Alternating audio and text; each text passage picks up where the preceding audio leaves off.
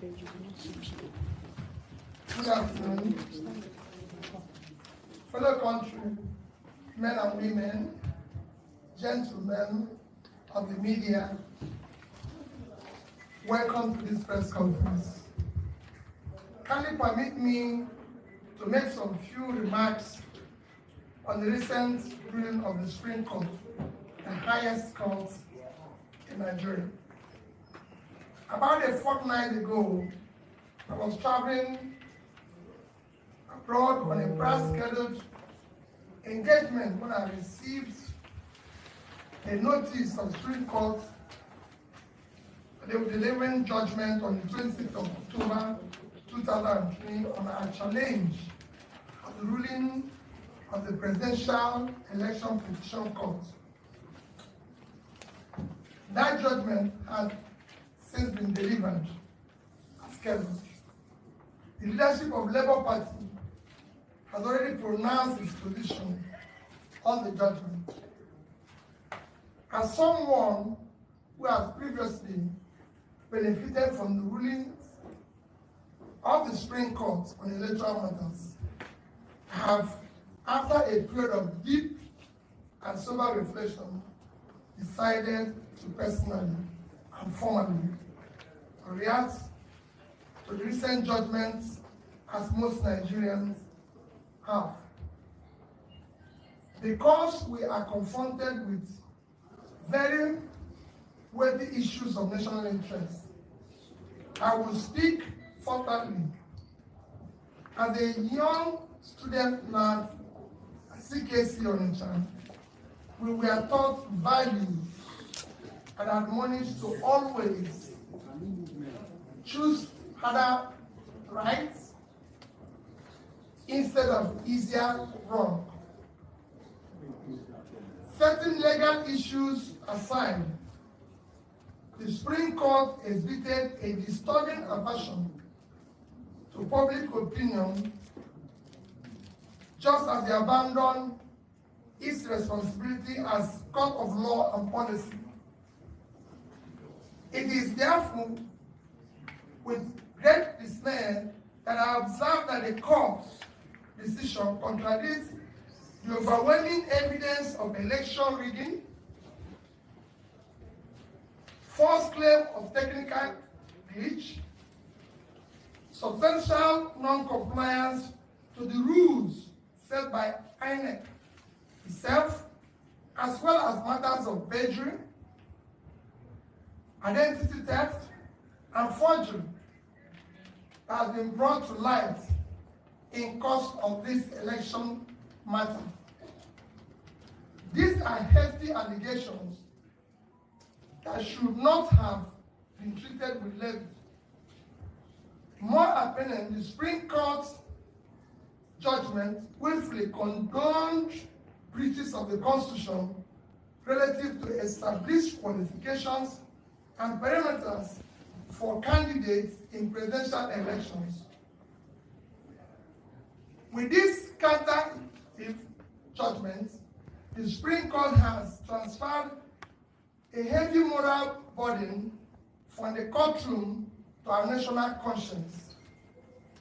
Our young democracy is ultimately the main victim and casualty of the courtroom drama. Without equivocation, this judgment amounts to a breach of confidence Nigerians have in our judiciary. To that extent, it is a show of unreasonable force against the very Nigerian people from whom the power of the Constitution drives. The Supreme Court's ruling may represent the state of the law in 2023, but not present demand for substantive justice. The judgment meets principles and precepts. Indeed, the rationale and premise of the Supreme Court judgment has been clearly brought to light by deep, revealing, and troubling valedictory remarks of Honorable Justice Musa Dati Joe Mohammed, JSC on Friday, 27th, 2023. In disagreeing very strongly with the ruling of both the Presidential Petition Court and the Supreme Court on the outcome of the 25th February presidential election, as declared by the Independent Electoral Commission, as Democrats who believe in the rule of law, we recognize that the Supreme Court is the end stage of our quest for legal closure on this matter. As a party and candidate, Daddy and I have now exhausted all legal and constitutional remedies available to us. However, this end is only another beginning of our quest for vindication of hope of the common man for a better Nigeria. After all, sovereignty belongs to the people, even for historical purposes. It behoves us to place our disagreement with and deep reservation about this judgment on public record. We have long been aware of how weak the national institutions have negatively affected our democracy. This year, 2023, has been quite remarkable and revealing. INEC displayed incompetence in the conduct of its statutory duties. The judiciary has largely acted in defiance of the constitutional tenets, precedents, and established ground rules. Political expediency has preceded judicial responsibility. A mechanical application of technicalities has preceded pursuit of justice and fairness. Both INEC and Supreme Court, as referees, respectively, shifted the goalposts in the middle of the game. Where the value and import of INEC and recent Supreme Court ruling ends is where our commitment to a new Nigeria begins. Our mission has been more about anchoring a new Nigeria, and it remains unchanged. It is a nation where things will work, where the country will be led from its present waste and consumption orientation to a production-driven economy. Our commitment is to a nation anchored on principles of prudent management of resources, to quickly pull millions out of multidimensional poverty, ensuring transparency and accountability in equitable distribution of opportunities, resources, privileges. In the new Nigeria, we aim to address unmet needs by showing compassion for all those left behind by the present system. Going forward, we in Labour Party and the Obedient Movement are now effectively in opposition. We are glad that the nation has heard us loud and clear.